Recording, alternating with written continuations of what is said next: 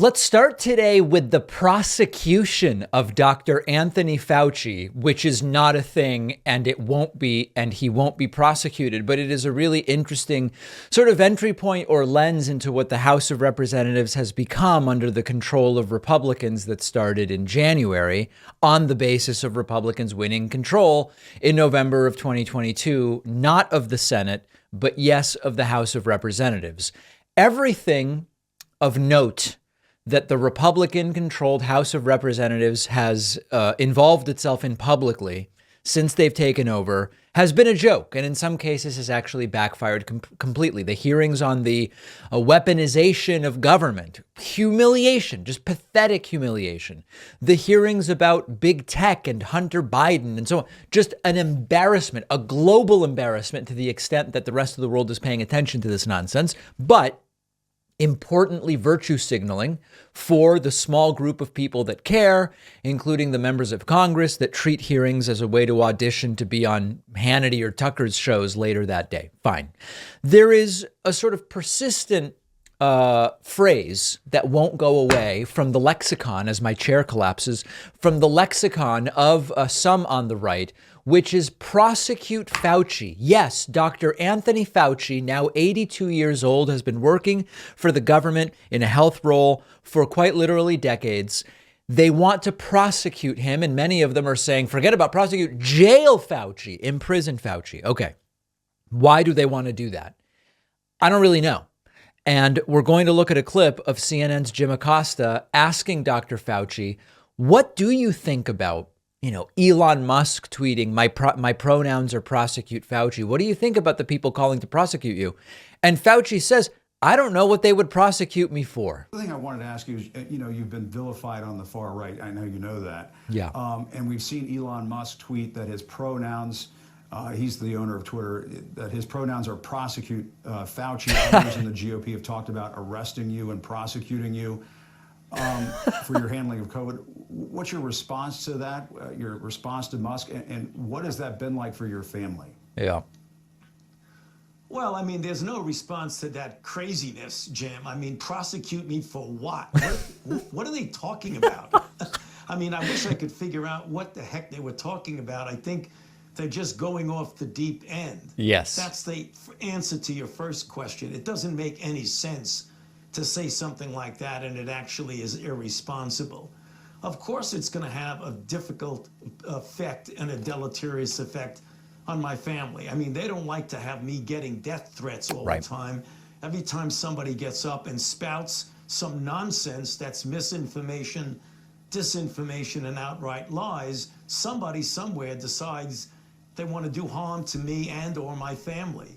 So that's the part about it that is really unfortunate. The rest of it is just insanity, the things they're saying, but it does have a negative effect when people take it seriously and take it out on you and your family, which is the reason why I still have to have protection, which is really unfortunate. It's not only unfortunate that Dr. Fauci needs security at this stage of the game or at any stage of the game. It's insane that the right has allowed themselves to be led down this absurd path wherein a doctor who simply is trying to do what's best to to save and help the largest number of people possible has become not only the target of he might have been wrong about certain things at certain points. Oh, okay. All right. Well, we could talk about that. But this is a criminal. This is an evil person. He created COVID, which is one that's been floating around. And of course, that he should be prosecuted. Now, let's play it out. Out of curiosity, I did some research to try to figure out what exactly do they want Dr. Fauci prosecuted for? I don't know how many of you know this. Before I tell you, what would you guess they want him prosecuted for? It seems that the most common refrain is Fauci should be prosecuted for lying to Congress, which is not really a mishandling of COVID, particularly when a lot of these very same right-wingers said that, all of the Trump people prosecuted for lying either to Congress or investigators, that's not really a crime. Well, now they want Fauci prosecuted for that.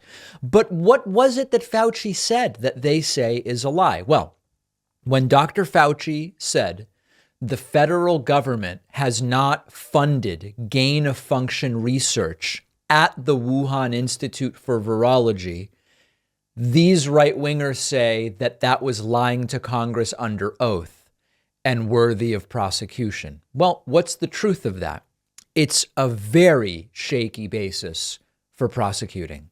First of all, scientists aren't in agreement as to whether what was happening, as to whether the research being done is really gain of function. Gain of function is a general term, and you can find scientists who will disagree as to whether any gain of function research was being done at the Wuhan Institute of Virology. That's number one. Number two, even if gain of function research was being done at the Wuhan Institute of Virology, what they're referring to is an NIH grant recipient, an NIH called EcoHealth. And the issue is that EcoHealth did not file a report about what they were doing, which is their fault. EcoHealth is in the wrong because they didn't file a report saying what exactly they were doing. But that certainly suggests that at minimum, when Dr. Fauci said what he said under oath, he believed that he was telling the truth. Even if it turns out that there was gain of function research being done to the satisfaction of every medical science professional, which there is not, there is every reason to believe that Dr. Fauci believed he was telling the truth when he was under oath.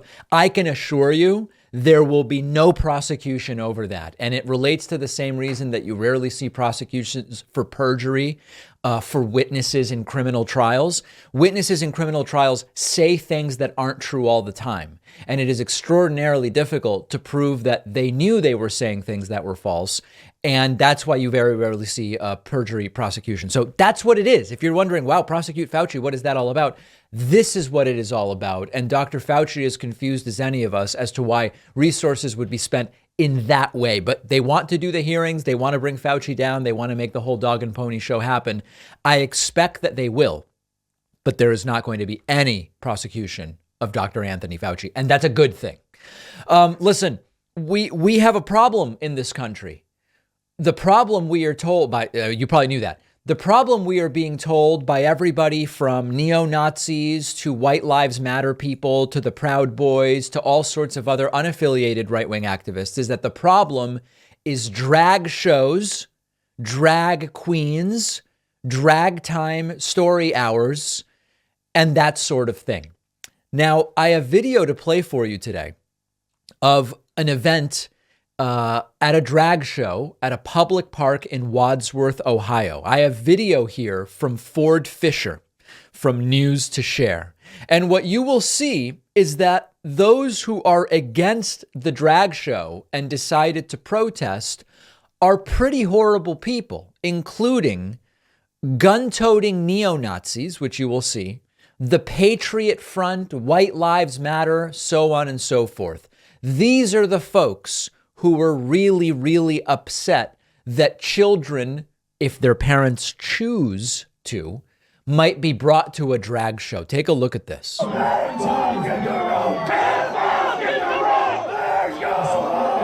So, by the way, there's a guy with a gun and a swastika flag right on. If you're listening right now, that's the first thing we're seeing here. And of course, this is, as a parent myself, if you say to me, what am I most interested in keeping my daughter away from? Drag time story hour or gun-toting neo-Nazis with swastikas? The answer is pretty clear to me, my friends.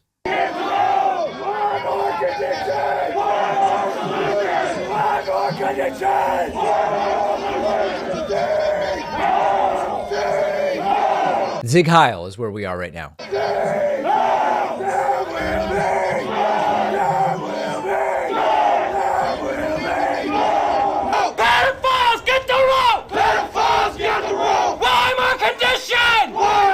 They're yelling, pedophiles get something.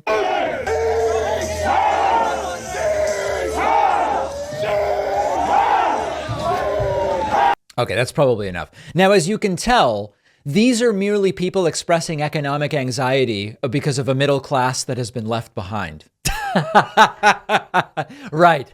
Right. No, this really does go to show that this is not about all of the innocent things that many on the Republican right have started to say. They very often will say, these right-wing movements, they are here because the Democratic Party has left the middle class behind and they're suffering economic anxiety and they're worried about jobs being offshored to China and Mexican immigrants, documented or undocumented, taking their jobs or whatever the case may be.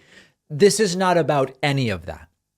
This is about retrograde, outdated, hysterically backwards beliefs and the desire to bring those beliefs into public view, partially as a result of the normalization of this type of stuff dating back most acutely to the Trump presidency. Now, I know I've said it before.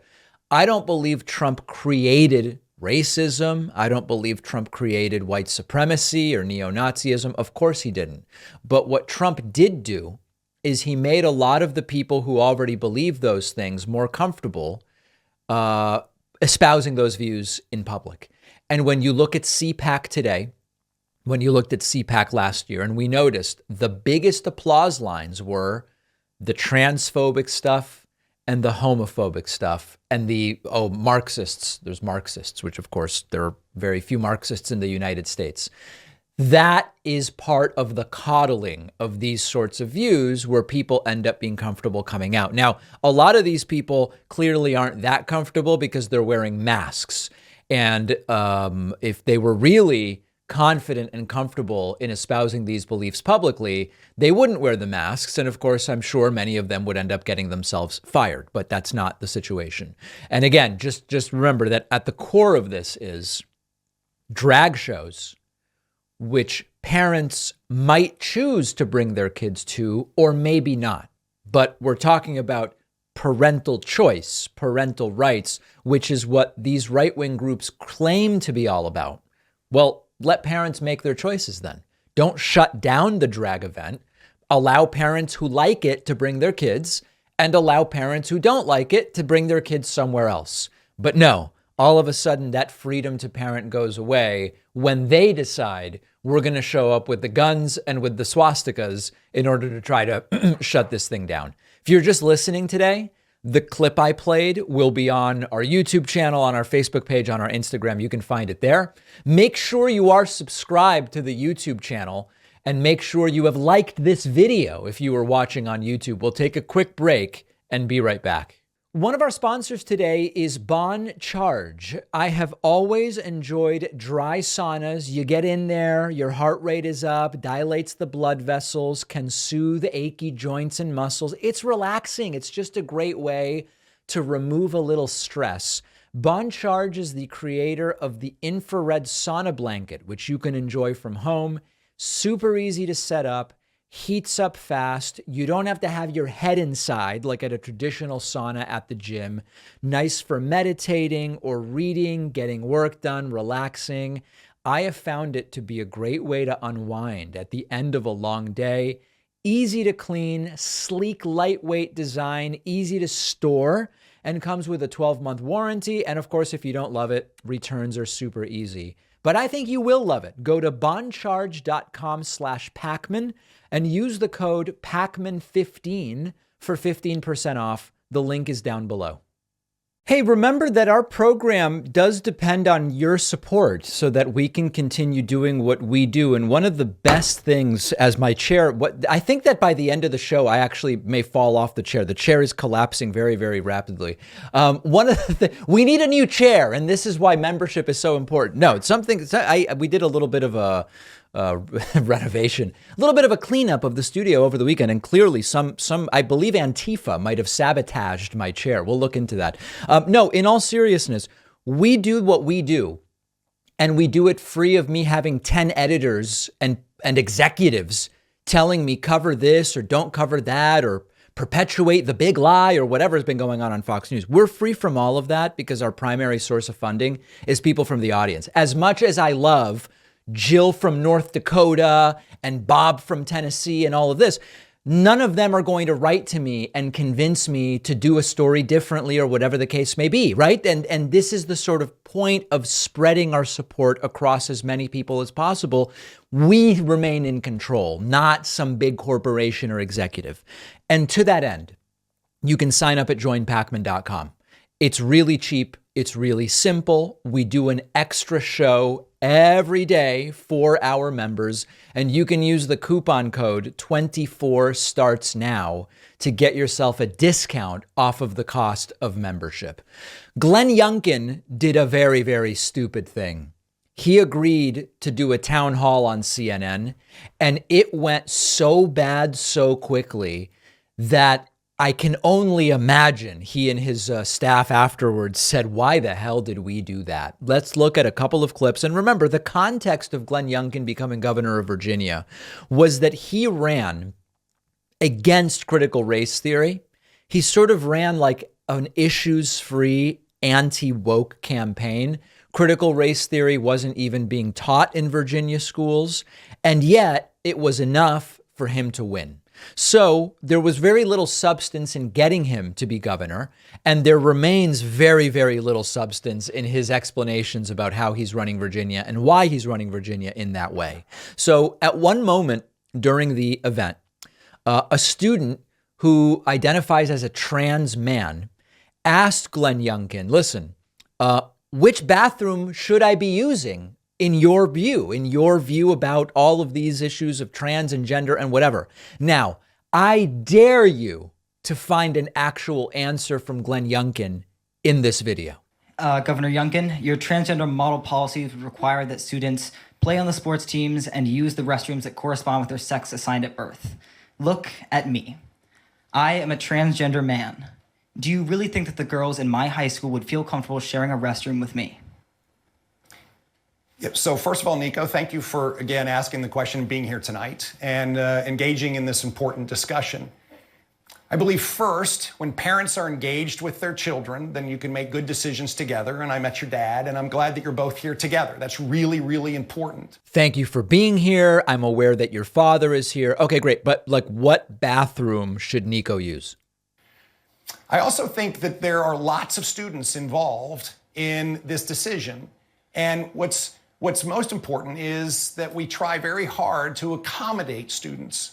That's why I have said many, many times, we just need extra bathrooms in schools. We need gender-neutral bathrooms, and so people can use a bathroom that they, in fact, are comfortable with. I think sports are very clear, and I don't think it's controversial. I don't think that biological boys should be playing sports with biological girls.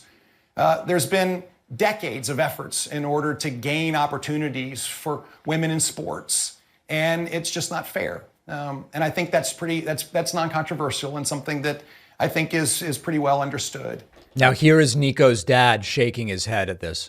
Again, I think these are very difficult discussions, and I am very, very glad to see you and your dad here together. Right. It seems the big thing is that Nico and Nico's dad are both there. That seems to be the thing Glenn Youngkin most wants to talk about.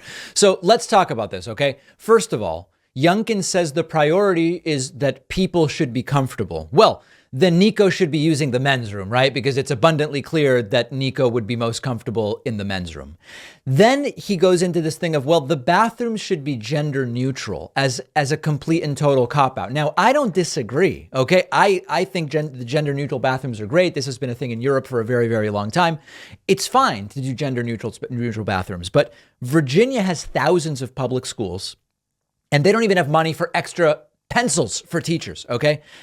The idea that we're going to solve this in Virginia by converting thousands of bathrooms to gender neutral rather than actually dealing head on with which bathroom Nico should use is absolutely laughable. Now, I've said this before, and this is a real practical question. I don't know how many of you are familiar with Blair White or Chaz Bono, or Bono. I'm not sure. Chaz Bono. The idea that what is logical and what would make everybody the most, quote, comfortable under their view is for Blair White, who was born biologically male, to use a men's room today is wacky. Just Google a picture of Blair White. On the other hand, on the same token, the idea that Chaz Bono or Bono who was born biologically female, is a trans man, should today be using a women's room. Again, if we want to use their paradigm about what's most comfortable visually based on how people look, that's absurd.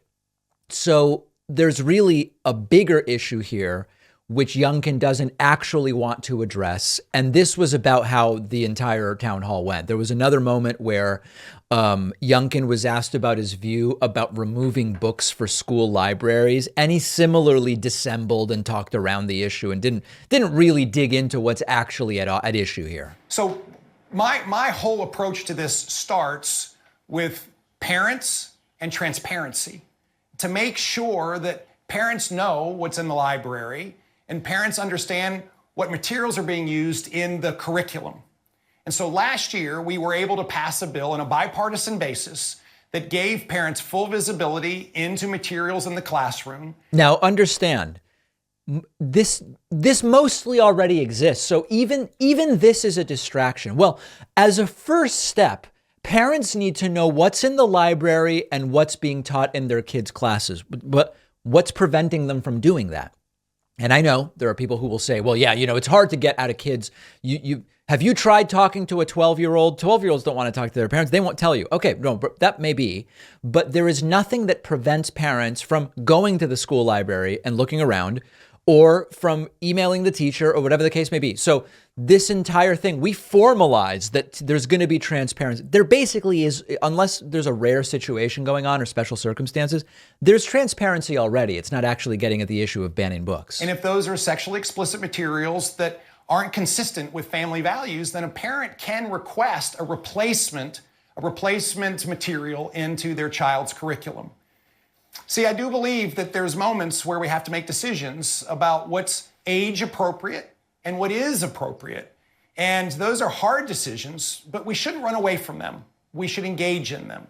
And these are healthy discussions for us to have. What this, of course, ignores, and in a way, it's similar to the issue of abortion. What it ignores is just because decisions have to be made that may be difficult, books that are edge cases for an 8-year-old, for example, or does a pregnant woman want to get an abortion? Just because there are difficult decisions or even morally complex or philosophically ambiguous or whatever, the idea that it's the government that should be making those decisions is being accepted as a foregone conclusion by folks like Glenn Youngkin and others who want to get involved in curriculum. Well, if the decisions have to be made on abortion, they should be made by medical professionals as well as the impacted individuals, in particular the pregnant woman.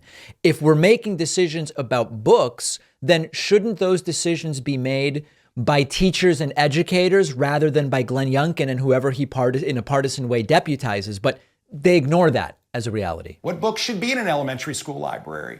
Should they have explicit pictures in them or not? Well, I don't think they should be there. But it's not really Glenn Youngkin's area of expertise. And these are decisions that I think we should take on as opposed to run away from. Yeah. And the problem is who he wants taking it on. So all of this just babble. And then one more interesting clip here where Jake Tapper actually gets into it with Youngkin about how history should be taught in school. Exactly ask you about that, which is kind of following up on what Brock was asking, because your executive order that ended the teaching of CRT said that it would end the teaching of inherently divisive concepts, including CRT. So other than CRT, can you give us a specific example of what is an inherently divisive concept? Well, no, I only ran against CRT, Jake. I'm not informed about anything else. That you think should not be taught in Virginia schools? Yeah, so the inherently divisive concepts are taken directly from the Civil Rights Act. And they're teaching children that they're inherently biased or racist because of their race or their sex or their religion. They teach that a child is guilty for sins of the past because of their race or their religion or their sex. They teach that a child is oppressed or a victim because of their race, their religion, or their sex. Now, remember that there's two parts to this. One, even though I have my problems with critical race theory and other critical theories, doesn't mean that he's accurately representing what they teach. That's number one. And then number two, this wasn't being taught in Virginia at all. The fact that whether what he's saying about CRT is accurate or not, it wasn't being taught in Virginia schools. And of course, we've seen this in curriculum. You see, critical race theory isn't a class that's taught. It's something it's a philosophy that's incorporated in the curriculum. And we saw it in Fairfax County with privilege bingo and games like this, but we also saw it in teacher training and professional development, in recommended books. And this is how they are now sliding around the fact that this isn't being taught, which is by saying, well, it's being implicitly integrated as a philosophy. And of course, there are dozens of witnesses that have said that is absolutely not the case, and it is not what is going on in Virginia schools. So you have to understand, when you build your campaign on nothing, you end up, if you ever do a town hall, confronted with the reality that there's no there, and you're completely unable to substantively actually talk about anything. And that's the way this entire town hall went. I would say check out the entire thing, but quite frankly, I don't think it's worth it. But not a particularly good performance by Glenn Youngkin. And even though his name is being tossed around as a possible presidential contender, it's not looking really, really good. Speaking of governors running for president, did you know that it's actually against the law for Ron DeSantis to run for president unless he resigns his governorship? There is a Florida law that forces governors to resign if they want to run for president of the United States. So what is Ron DeSantis going to do? Well, it's looking like Republicans in Florida are looking at changing that law, specifically so that Ron DeSantis could remain governor while running. Now, you might say, but David, I remember that Jeb Bush, remember the please clap guy? Jeb Bush was governor and he ran for president. That's true. But Jeb Bush was not governor at the time that he was running for president. He had previously been a governor. So let's take a look at an article that explains what's going on. WFSU Public Media reported a couple months ago, Florida leaders are considering a change to the resign to run law to help Governor Ron DeSantis. Ron DeSantis may need some help from the state legislature if he proceeds with this bid for the Republican nomination. A resign to run law requires state office holders to commit to leave their positions if they run for federal office. This has been on and off the books over past decades and was reinstated in 2018. But Republican leaders in the Republican-dominated legislature have expressed openness to changing or rescinding it when they gather again in March. That's this month. Florida House Speaker Paul Renner told reporters it was a, quote, great idea to review the law. Senate President Kathleen Passidomo similarly said changes to the resignation requirement would be a good idea. If an individual who's a Florida governor is running for president, I think he should be allowed to do it. Now, DeSantis, for now, has a way around this. And, you know, one of the things we've been talking about has been, is DeSantis actually going to announce? Is he really planning to run? And it seems the answer is yes, because of all of the events he's doing in critical early voting states. But when is he going to announce? Part of the reason he may delay the announcement, at least until April, is that this month, Florida is going to meet about this resign to run law. In the meantime, the way DeSantis can sort of like start running is by doing all of these stops under the umbrella of being book tour events, but really they are early presidential type events. In fact, Fox News had an article this morning about how Ron DeSantis has already been to Iowa and he's been to Nevada, and now he's going to New Hampshire. So these are, in practice, presidential campaign type events. But for now, and it may only be a matter of a few more weeks, Ron DeSantis would have to resign in order to run for president. Florida's looking at changing that clearly and specifically for Ron DeSantis. So we're going to follow that. Let's talk about the Florida miracle. Anybody know what that is? No, I don't. This is a really funny clip, and this is all part of Fox News helping Ron DeSantis, even though he has not declared yet that he is running for president. Fox News is helping create the image that Florida is a miraculous state. Now, I don't actually know what the miracle is, but here is Maria Bartiromo, quite a prominent Trump brown-noser. But remember, everybody on the right is realizing DeSantis might have power here. Let's at least get on his good side. Here is Maria Bartiromo helping Ron DeSantis promote the Florida miracle. Let's see if we can figure out what that miracle is. Talk to us about the Florida miracle and what you see happening for the country if, in fact, it takes on this item. Yeah. Well, I think, as you know, because I'd come on your show, I mean, we were getting hammered by the left, by the corporate press, by bureaucrats like Fauci every step of the way during COVID, whether it was businesses being open, people working, having activities, kids being in school. And, you know, I really took a lot of incoming. Even a lot of my supporters were telling me, man, you're getting killed. You're really going to be put out to pasture here politically unless you do something different. But I just had to look and say, you know what? My job as a leader is to put the interest of the people I represent and their jobs over my own interest in keeping my own job. And so if there's short-term political pain, and ultimately if it doesn't work out for me politically, that's fine. Yeah. So I guess the miracle that Maria is talking about, based on DeSantis's response, is that in the middle of the pandemic, DeSantis opened some sporting events, including wrestling and UFC, and pass the Don't Say Gay bill, right? I mean, like, what's the Florida miracle that they're talking about? Now, I will be very upfront.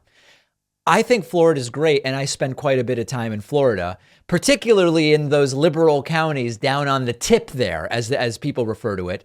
But the weather is great. The food scene is great. I love the people. There's a big Argentinian community there. There's a big Jewish community there in Southern Florida. That's all great.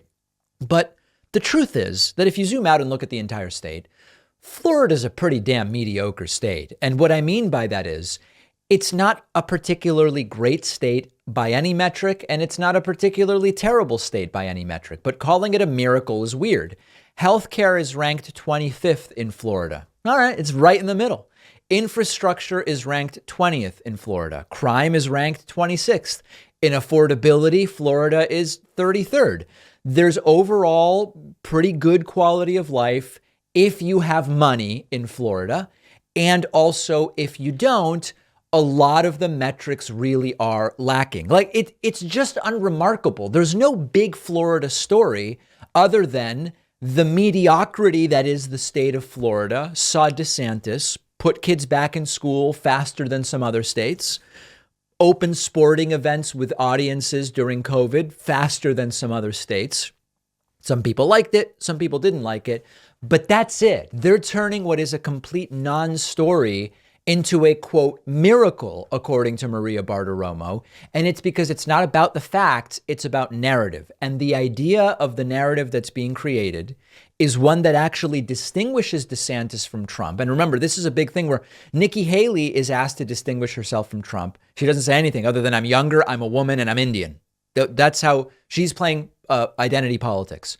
DeSantis, even though, again, on policy, he's almost identical to Trump, he is also trying to create some difference.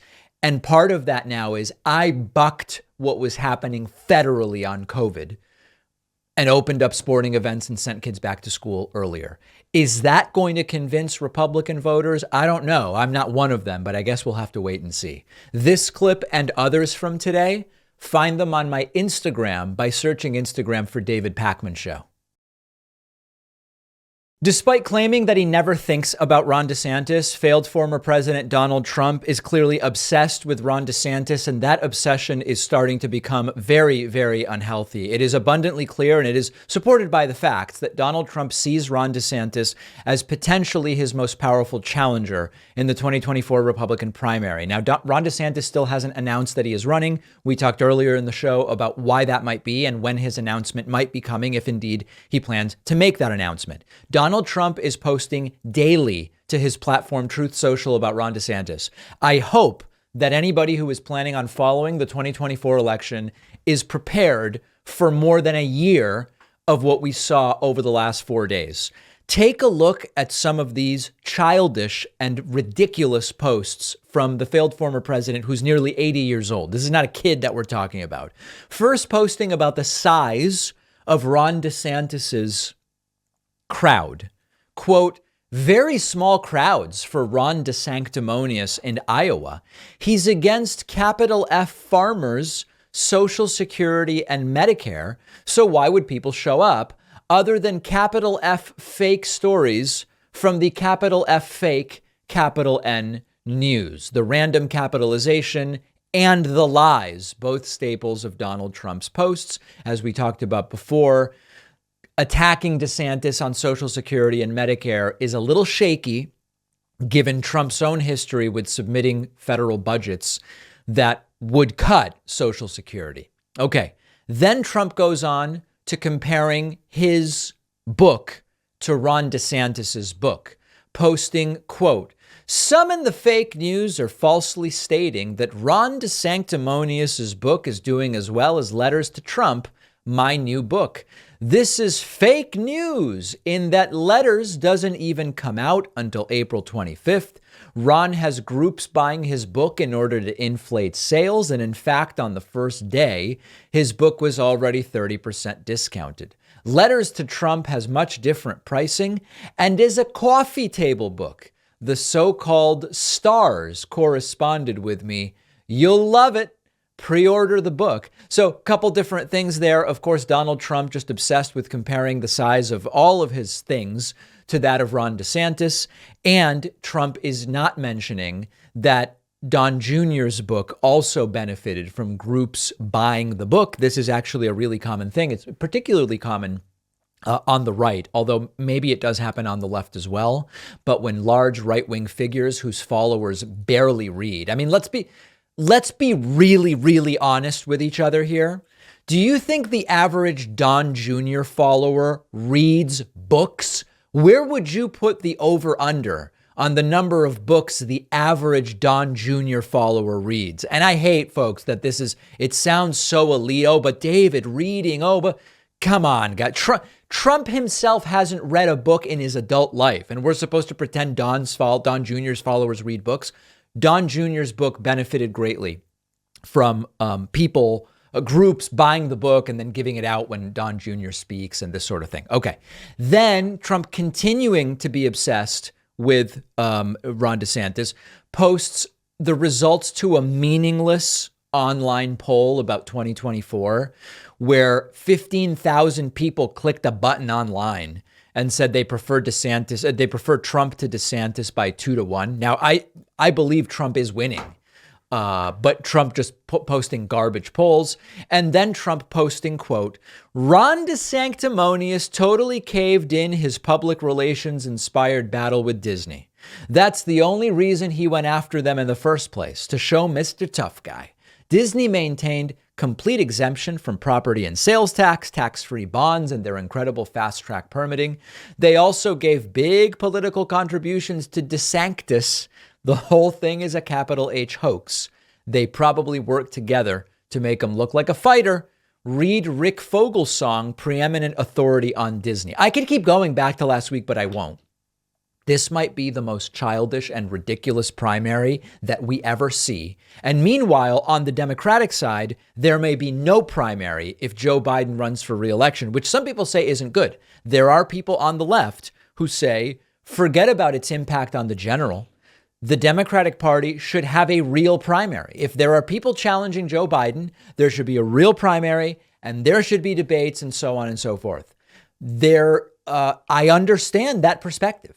And we're going to talk about that more, maybe a little bit later this week, or maybe once we hear from a couple other candidates who plan to declare. But Trump obsessed unhealthily with Ron DeSantis. One more Trump thing I want to talk about. Donald Trump posted an endless back-to-back truth statement on his platform, Truth Social. Truth Central. Yeah. And it is absolutely absurd. And it relates to the Stormy Daniels affair. And it also relates to Donald Trump's impending indictment or indictments that legal scholars increasingly believe are coming. I'm not holding my breath, but there are legal scholars who believe the indictments are coming. Take a look at this insanity. This is multiple truths, okay? This was over the weekend. This is Trump now. I'm speaking as Trump. I did absolutely nothing wrong. I never had an affair with Stormy Daniels, nor would I have wanted to have an affair with Stormy Daniels. That's a lie. Now, is he saying is this a semantic argument? I didn't have an affair with her, but I did engage in sexual relations with her. He did pay her off for her silence. So why would you do that if you didn't? It doesn't make any sense. So he's already lying. He says this is a political witch hunt, trying to take down the leading candidate by far in the Republican Party, while at the same time also leading all Democrats in the polls, including Joe Biden and Kamala Harris, Congress, and numerous Democrat district attorneys, attorneys general, and then it continues on another troth, Department of Injustice itself, which has unprecedentedly placed top DOJ prosecutors into the Manhattan District Attorney's office in order to, quote, get Trump, have found that I did nothing wrong.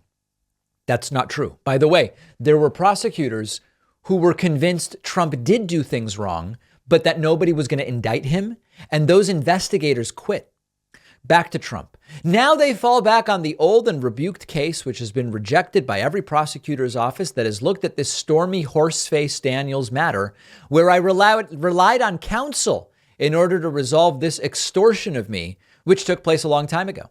Since then, I have won lawsuits, continuing on to another troth, for hundreds of thousands of dollars against Stormy Daniels, and every prosecutor's office which has looked at it, which are numerous, including the FEC, have turned this fake case down.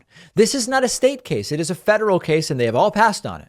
Even the previous Manhattan DA, Cyrus Vance, did not bring charges because I am guilty of nothing except for the fact that I am beating all Republicans and Democrats badly in the presidential race.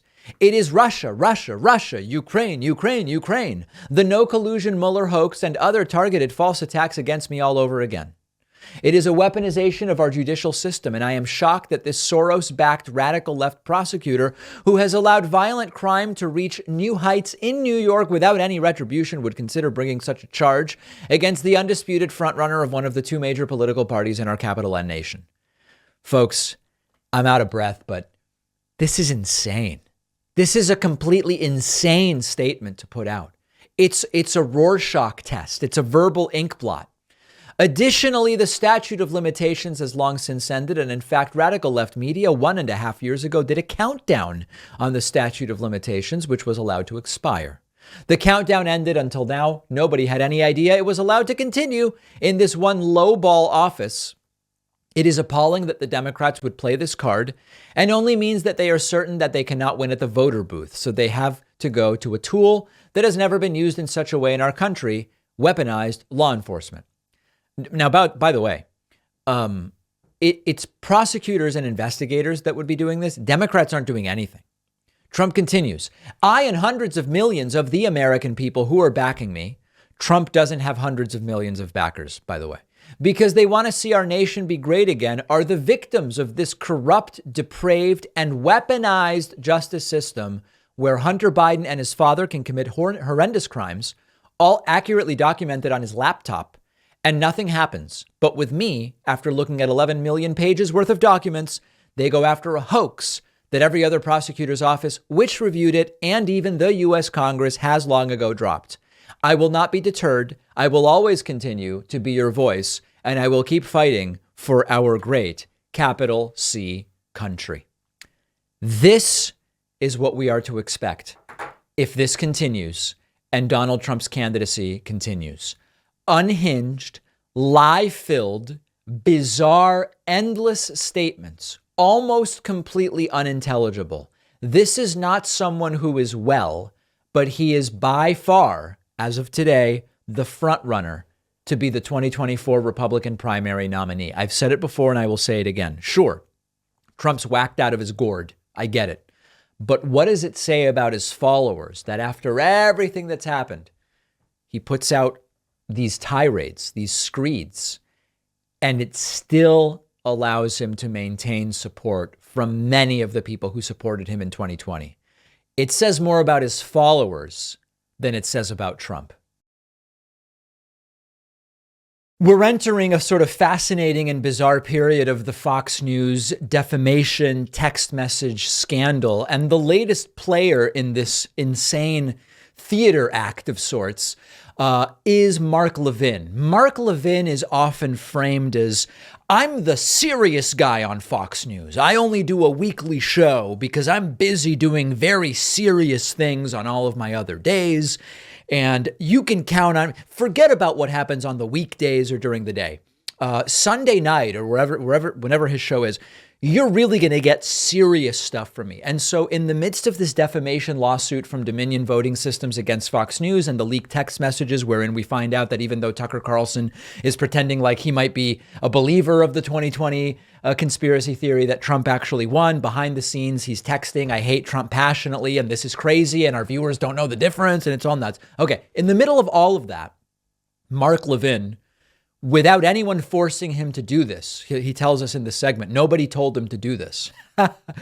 He delivers a cringy and bizarre rant defending Fox News. Okay, let's take a look at it.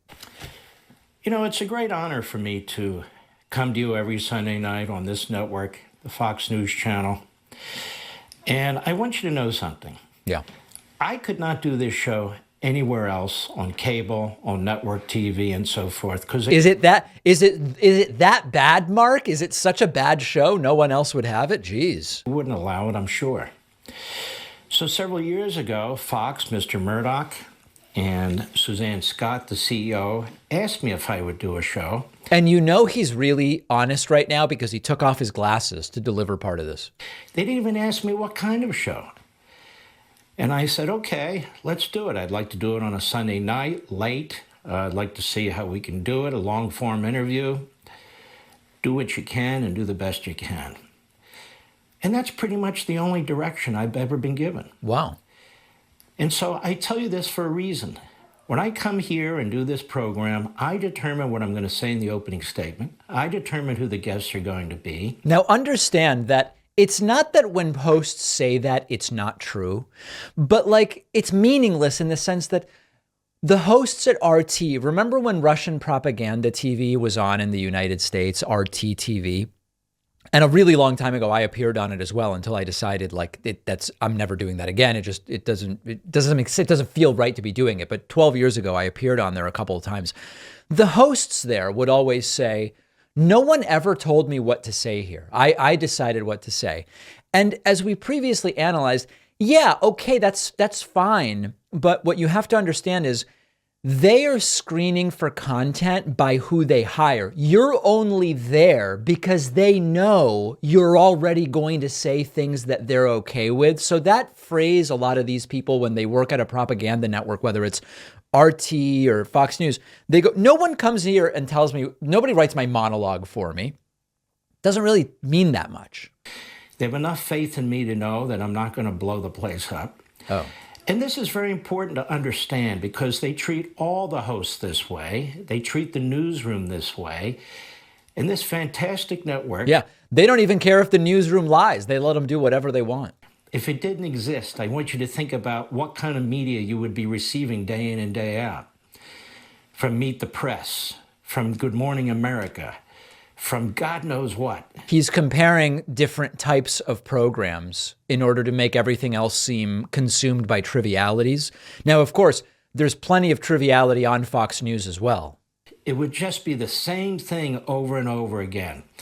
We really do have a competition of ideas here, even among conservatives, even within the newsroom.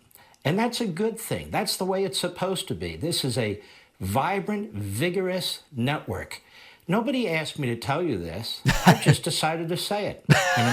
Yeah, there's nobody just off screen holding a gun pointing at me. Tell you why. Even though we come under attack here, we come under attack from the same sources who have lied to you about so much and continue to lie to you about so much. They're basically appendages of the Democrat Party. They're mouthpieces for the left. There's simply no question about that. Sounds pretty good. I mean, Fox News sounds like a pretty great place, right? And remember, nobody told him to say this. So the bottom line here is that you can come at this from any angle you want and use this pathetic speech to enter this discussion anywhere you want to enter it. Fox News has admitted in court and under oath that they lie, in the sense that when their people like Tucker Carlson or whoever say things, it should be understood that they are being entertaining and using hyperbole and exaggeration for the sake of entertainment, not these are news people delivering the most accurate version of the facts that they are able to find. And you then work backwards from there and you get to the defamation suit, which is partially the result of entertainers making the ratings-based decision, even when they didn't believe a lot of this stuff privately, to allow conspiracy theories on air, which allegedly bordered over into defamation as far as Dominion voting systems was concerned. Now, we know that there seem to be some true believers at Fox News. For example, last week we looked at text messages between Fox host Maria Bartiromo and Stephen Bannon. In those texts, it really seemed like Maria Bartiromo was a true believer. But Tucker was not, Laura Ingraham was not, Sean Hannity was not, at least from the texts that were revealed. Whether that makes Fox great or whether that makes Fox bad or not news or whatever, well, those are all different questions. But these sorts of speeches, delusionally defending Fox News as the last bastion of people being able to learn about the world around them, not only is it pathetic and unhinged, I don't even think Mark Levin believes it, to be perfectly frank. I have an amazing clip of another one of these Republican hearings backfiring terribly. Every single one of these just goes so wrong. Radical and repugnant Republican Congresswoman Lauren Boebert from Colorado, she was asking questions to Kiran Ayuja. I don't exactly know the right pronunciation of the name, but I hope that that's close. Kiran is the director of the U.S. Office of Personnel Management. And Lauren Boebert was going after her because of the number of federal employees not logging into work based on 2020 data. The only problem? 2020 was a different administration run by a guy named Donald Trump. You're not aware of any employee taking something that one would consider a vacation time and bringing their computer and maybe logging in just a portion of that time, or not at all? We have more than 25% of federal employees not logging into work, and they're teleworking. Congresswoman, I do take issue with the characterization that 25% of individuals are not logging in. It's in this leaked document right here that we just submitted into the record. You're basing that from 2020, which is in the last administration, and I can't speak to that. Isn't that the best? So first of all, Boebert is trying to make a point with data from a different administration. Okay, that's funny. But the really funny point is, despite all of her praise for the Trump administration, the thing she's really angry about here, the thing that Lauren Boebert is trying to pin on Joe Biden's director of that agency, actually applies to her Lord and Savior Donald Trump's administration previously. This is not the first time that this has happened. A lot of these people, they talk about 2020. I genuinely don't know whether they're just morons or whether they've forgotten or they're confused. I know that there was a 2020 election. There was an election in 2020, but it took place in November. And the people who won in November of 2020 didn't start working until January of 2021, including Joe Biden. So they have many times, a lot of things didn't go great in 2020. You might remember inflation was starting to go up, gas prices were going up, all these different things. And they go, listen, look at these numbers. Look at what happened after Joe Biden was here when he was elected in 2020. Right, but Biden wasn't in power until the end of January of 2021. I don't know if they're doing this on purpose to deceive or whether they're clueless or whether they're morons or some combination of the above. But it just keeps happening again and again and again. We have a voicemail number. That number is 2192-DAVID-P. Here is the Eggman calling in about, yes, my cameo in a Netflix documentary about Malaysian Airlines Flight 370, which I guess is like one of the top things in the country right now. Listen to this. Hey, I don't know if you mentioned this on your program yet, but you know that you're in the MH370, the plane that disappeared, a documentary on Netflix? Yeah. In the second episode. It's a David Pakman cameo. I'm sure you know this. I'm sure you've already said that, but it's implying like you're almost a conspiracy guy about, some patent or something. Anyway, it was really neat to see you on this doc in the middle of the night. when I'm watching TV. Shalom, brother. Yeah, shalom to the Eggman. I hope you had a good Purim. Listen, I am probably tomorrow or the day after going to do a full segment about my appearance in that documentary, where they absolutely make me sound like a conspiracy theorist by using a clip in which I am debunking a conspiracy theory. Now, I'm also not going to blame anybody but myself for what happened. And I'm going to explain all of this tomorrow, but I am not happy with the way in which I was included in that. I now know what I did wrong. A contract lawyer reached out to me and we exchanged a couple of emails. They frame me as a conspiracy theorist using a clip where I'm debunking a conspiracy.